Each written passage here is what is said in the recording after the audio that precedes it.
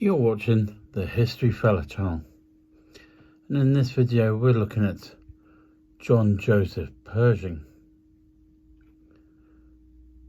John Joseph Pershing, General of the Armies, was born on September 13th, 1860 and would die on July the 15th, 1948. Nicknamed Black Jack, Pershing was a senior United States Army officer. He served most famously as the commander of the American Expeditionary Forces, or the AEF, during World War I from 1917 to 1920. In addition to leading the AEF to victory in World War I, Pershing notably served as a mentor to many in the generation of generals who led the United States Army during World War II, including George C. Marshall, Dwight D. Eisenhower, Omar Bradley, Leslie J. McNair, George S. Patton, and Douglas MacArthur. During his command in World War I, Pershing resisted British and French demands that American forces be integrated with their armies, essentially as replacement units, and insisted that the AEF would operate as a single unit under his command, although some American divisions fought under British command, notably in the Battle of Hamel and the breaching of the Hindenburg Line at St. Quentin Canal, precipitating the final German collapse. Pershing also allowed, at that time, which was segregated, the American all-black units to be integrated with the French army. Pershing's soldiers first saw serious battle at Cantigny, Chateau de Thierry, and Belleau Woods on June the 1st, 1918, and Soissons on July the 18th, 1918.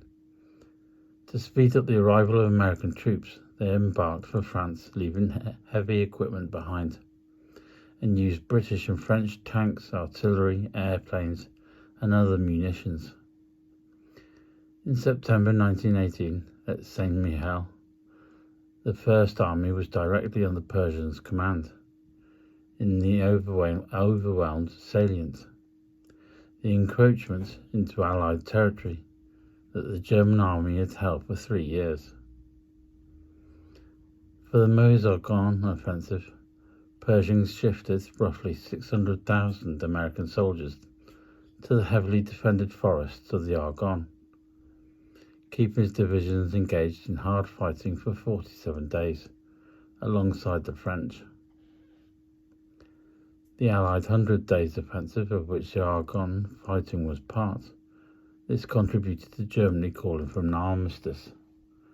Pershing was of the opinion that the war could continue, and that all of Germany should be occupied in an effort to permanently destroy German militarism.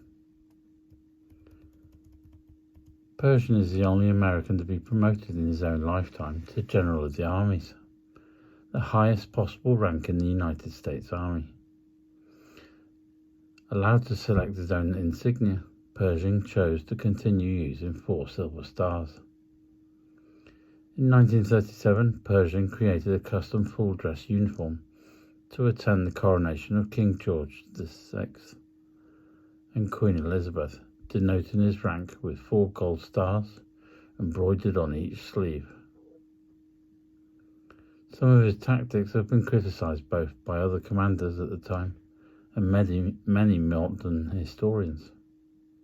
His reliance on costly frontal assaults, long after other Allied armies had abandoned such tactics, has been blamed for causing unnecessarily high American casualties. Pershing was also criticized by some historians for his actions on the day of the armistice. As the commander of the American Expeditionary Force, Pershing did not approve to the armistice, and despite knowing of the imminent ceasefire, he did not tell his commanders to suspend any new offensive actions or assaults in the final few hours of the war. In total, there were nearly 11,000 casualties, 3,500 American, dead, missing or injured during November the 11th, the final day of the war, which exceeded the D-Day casualty counts of June 1944. For instance, Allied casualties on the first day of the D-Day invasion were 4,400, confirmed dead. Pershing and several subordinates were later questioned by Congress. Pershing maintained that he had followed the orders of his superior, Ferdinand Foch.